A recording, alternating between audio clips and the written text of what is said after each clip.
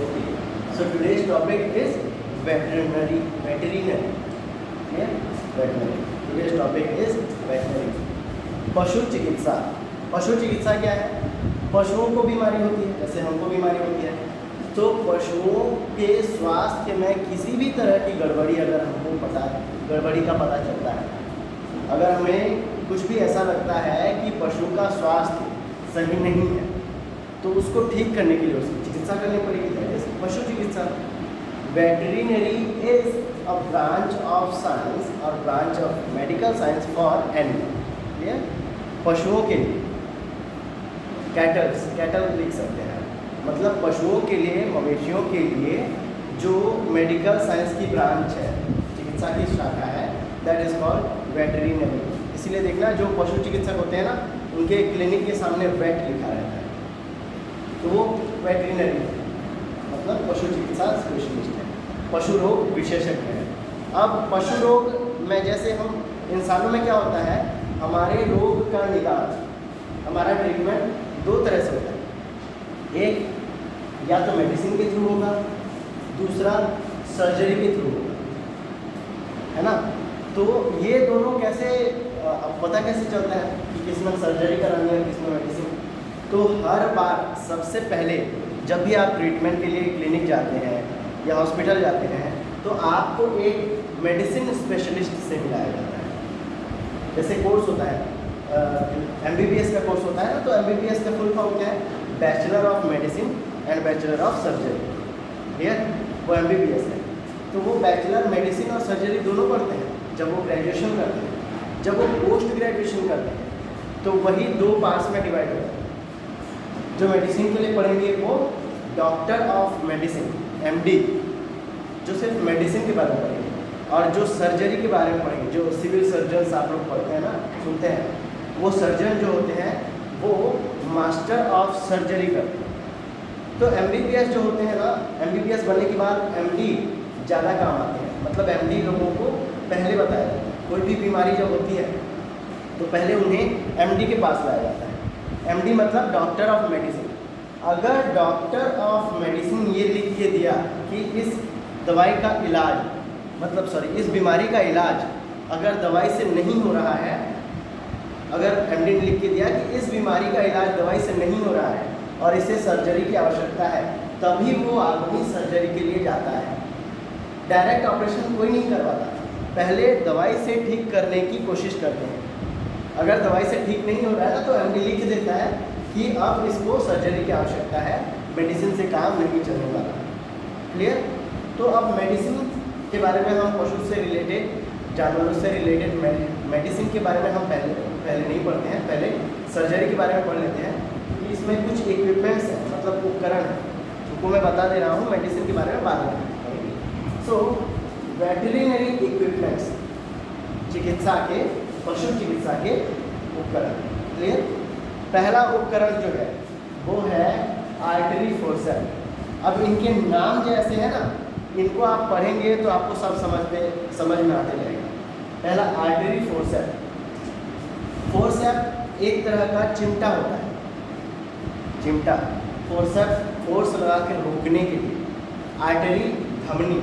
अब धमनी में जो खून बहता है, सपोज अगर कहीं एक्सीडेंट हो गया या कहीं कट गया, तो आपकी धमनी से जो खून बहेगा उसको आप हाथ से तो नहीं पकड़ सकते, तो तब ये आर्टरी फोर्सेप्स काम आता है. ये आर्टरी फोर्सेप्स कैसे रहते हैं? कैंचीनुमा संरचना होती है जिसमें कांटे लगे होते हैं, मतलब कांटेदार कैंची, जैसा डॉक्टर्स पकड़े रहते हैं ना, जो आपने देखा होगा मूवी में ऑपरेशन होता है तो ऐसा कैंची जैसा रहता है जिसमें से कॉटन लगा के साफ करते हैं, वैसा ही रहता है आर्टरी फोर्सेप्स. उससे क्या किया जाता है? ब्लड सर्कुलेशन, खून जो बहते रहता है उसको रोकने का काम करता है, एक तरह का क्लिप है. तो आर्टरी फोर्सेप्स उसके काम आता है to stop blood circulation. Next is abscess knife. Abscess का अर्थ होता है फोड़ा, ये चीर फाड़ करने के काम आता है. और नाइफ मतलब चाकू, चीरने के काम आता है, चीरा लगाने के काम आता है. अब ये चाकू जो होता है ना, ये दो तरह के होते हैं. एक जो सीधा होता है, स्ट्रेट एब्सेस नाइफ, जो सीधा होता है वो स्ट्रेट एब्सेस नाइफ, और जो मुड़ा हुआ होता है वो ट्विस्टेड या कर्व्ड मुड़े हुए या फिर कर्व्ड एब्सेस लाइन। क्लियर? तो ये होता है एब्सेस राइट। एब्सेस राइट किस काम में आता है? एब्सेसिंग मतलब चीरा लगाने के या फोड़ा को चीरने के काम आता है। क्लियर? अब अगला है बर्डिज़ो कैस्ट्रेटर। इसका नाम देखो, कैस्ट्रेटर है। कैस्ट्रेटर मतलब किस काम आएगा? ये कैस्ट्रेशन के काम आएगा। कैस्ट्रेशन का मतलब होता है बधियाकरण। ये कैसा होता है? एक प्लायर देखे होंगे आपने प्लायर देखा होगा, प्लास जिसको आप कहते हैं, पाना प्लास। तो प्लायर के जैसी संरचना होती है, बड़ी सी संरचना होती है, जिसमें क्या किया जाता है? पीछे एक हैंडल होता है, सामने कैस्ट्रेशन के लिए ऐसी क्लिप होती है। उस क्लिप को टेस्टिस में ऐसे रख के दबा दिया जाता है। दबाने की वजह से वो जो टेस्टिस से रिलेटेड जो हमने एक पेन पढ़ी थी, है ना, एक डक्ट पढ़ी थी, वो जो स्टिमुलेशन भेजता है, कुल मिला के कैस्ट्रेशन बधियाकरण करने के लिए, मतलब बछड़े को बैल बनाने के लिए यूज़ किया जाता है। गाय कहें, बैल का बधियाकरण, बछड़े का बधियाकरण करने के लिए बर्डिज़ो कैस्ट्रेटर यूज़ किया जाता है। उसमें टेस्टिस को रखते हैं, फिर दबा दिया जाता है, फिर टेस्टिस काम करना बंद कर देता है। टेस्टिस काम करना बंद करेगा, इसका मतलब ये है कि उसमें जो सेक्सुअल हार्मोन्स हैं वो कम ग्रो करेंगे, मतलब ज़्यादा नहीं ग्रो करेंगे, टेस्टिस उसका छोटा रह जाएगा और वो बैल बन जाएगा बछड़ा। बर्डिज़ो कैस्ट्रेटर बैल बनाने के काम आता है। अब आता है डॉकिंग मशीन। डॉकिंग मशीन क्या है? ये एक टेल कटर है, पूँछ काटने की मशीन है। पूँछ ज़्यादा लंबी हो जाएगी तो भी अच्छी बात नहीं है ना, बेढंगा हो जाएगा, तो पूँछ काटने की मशीन है ये डॉकिंग मशीन। इसको हिंदी में भी डॉकिंग मशीन ही बोलते हैं। अगला है माउथ गेज। जब गाड़ी पंचर हो जाती है ना, तो आपने देखा होगा वो गेज लगा कर उसको उठाते हैं, है ना, तो उसको क्या कहा जाता है? क्या? जैक। तो वैसा जैक ही है ये गेज। ये क्या काम आता है? एक तरह का मुंह को खोलने के काम आता है। जब मुंह, मतलब एनिमल के मुंह में अगर कोई प्रॉब्लम है, सर्जरी करनी है, दवाई लगानी है, दांत निकालना है, तो गेज किस में लगाया जाता है? एनिमल के मुंह में, ताकि वो खुला हो सके ज़्यादा देर तक, और खुला रहेगा तो फिर उसमें से इलाज हम कर सकते हैं। Next tooth cutter. इसका नाम क्या है? Tooth cutter. नाम से ही स्पष्ट है, टूथ कटर दांत काटने के काम आएगा। अगर दांत का साइज बेढंगा है या ज़्यादा बड़े हो गए तो काटने के काम आएगा टूथ कटर। क्लियर? इसके बाद जो एक छूटा था जिसको आपने क्या कहा? सीजर, कैंची। कैंची का काम तो सबको पता है, काटने के काम आता है, कुछ भी काटने के काम आएगा। कैंची ज़्यादा मसल्स भी काट सकते हैं, दवाई भी काट सकते हैं, तेल भी काट सकते हैं, है ना। कैंची का काम तो सबको मालूम। अब है ये प्रोब। प्रोब क्या है? प्रोब एक तरह का, मतलब ये दो-धारी तलवार है, सॉरी दो-धारी तलवार नहीं कह सकते इसको। प्रोब जो है, ये प्रोब किस काम में आता है? प्रोब काम में आता है घाव नापने की, घाव की गहराई कितनी है वो नापने की, और नापने के साथ साथ उनको भरने के, घाव भरने के लिए जो मरहम दिया जाता है उसके काम में आता है ये प्रोब। प्रोब किस काम में आता है? मेजरिंग एंड फिलिंग वुंड्स, घाव को नापने के लिए और उसमें दवाई भरने के काम आता है। अगला है आई स्पेक्यूलम। स्पेक्यूलम जहाँ भी वर्ड आएगा आप सीधा समझ लेना कि देखने के लिए, वीक्षण यंत्र है, मतलब देखने के लिए, परिवीक्षण करने के लिए, देखने के लिए। अब आई है मतलब आँख देखने के लिए, तो आँख से रिलेटेड, नेत्र से रिलेटेड जो भी बीमारी होगी उसको देखने के लिए जिस यंत्र का उपयोग किया जाता है, a machine which is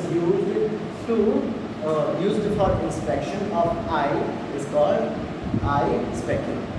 clear? अब अगला ड्रेंचिंग मशीन। ड्रेंचिंग मशीन क्या है? एक तरह की चाड़ी है कि जिसमें भरकर दवाई पिलाई जाती है। किसको? एनिमल्स को। तो ड्रेंचिंग मशीन में दवाई भर के एनिमल्स को दवाई पिलाई जाती है। अगला है थर्मोमीटर। थर्मोमीटर सबको मालूम है। थर्मोमीटर क्या है? टू डिटरमाइन बॉडी टेम्परेचर, शरीर का तापमान ज्ञात करने के लिए जो मीटर उपयोग किया जाता है, जिसमें पारा भरा होता है, कांच की नली होती है, थर्मोमीटर। अगला है पीक साइफन। साइफन जो है ये एक तरह की निडिल है, लेकिन बड़ी वाली है। साइफन एक तरह की बड़ी वाली नीडल। अब ये किस काम में आती है? टीट साइफन लिखा हुआ है। टीट मतलब थन, गाय का थन। थन की क्लीनिंग, सफाई कैसे? एक बीमारी जब हम पढ़ेंगे ना पशु रोगों के बारे में, तब हमको पता चलेगा कि एक बीमारी होती है जिसको कहा जाता है मेस्टाइटिस। मेस्टाइटिस थनैला रोग। उसमें क्या होता है, थन में घाव बन जाता है अंदर से, उसमें मवाद जम जाता है और दूध भी जाम हो जाता है उसमें। तो बहुत सारी प्रॉब्लम जो होती है वो टीट में, थन में होती है। तो उस थन को साफ करने के लिए, वहाँ से वो गंदा वाला दूध निकालने के लिए, हवा भरने के लिए, दवाई भरने के लिए और उसकी सफाई के लिए, टीट की क्लीनिंग के लिए टीट साइफन यूज़ किया जाता है। वो निपल्स के थ्रू यूज़ किया जाता है उसमें, और उसकी संरचना तलवार जैसी है। वो आप जब संरचना देखेंगे बुक में तो पता चल जाएगा। इसके बाद वेजाइनल स्पेक्युलम। मैंने क्या कहा था, स्पेक्युलम अगर है तो ये किस काम आएगा? देखने के काम आएगा। वेजाइनल स्पेक्युलम है, इसका मतलब ये, इसका इंस्पेक्शन मतलब क्या देखने के काम आएगा? एनिमल की वेजाइना, काऊ की वेजाइना में कोई बीमारी है तो ये वेजाइनल स्पेक्युलम डाल के अंदर फिर उसको देखा जाता है, उसका इंस्पेक्शन किया जाता है। ये अगला है ट्रोकर कैम्यूला। ट्रोकर कैम्यूला जो है ये ज़्यादातर गैस दूर करने के काम आता है। जब गैस हो जाता है, इसको काऊ को, बफेलो को, बुल को, गाय भैंस या बैल को, गाय भैंस या बैल को जब गैस हो जाती है तो ये ट्रोकर कैम्यूला काम में आता है, गैस बाहर निकालने।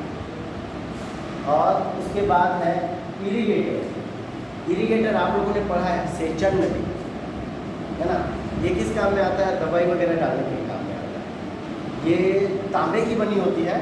अच्छा, तांबे की बनी होती है लेकिन इसमें रबर लगा होता है, क्योंकि तांबा डायरेक्ट बॉडी के अंदर कैसे डालते है ना, एनस में भी हमें डालना है कहीं भी।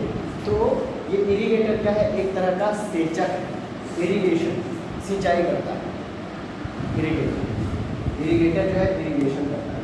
अब है इंसेमिनेशन ट्यूब, इंसेमिनेटिंग ट्यूब। इसमें देखो, इंसेमिनेटिंग मतलब जाहिर सी बात है इंसेमिनेशन से जुड़ा हुआ है। यहाँ मैंने AI लिखा है।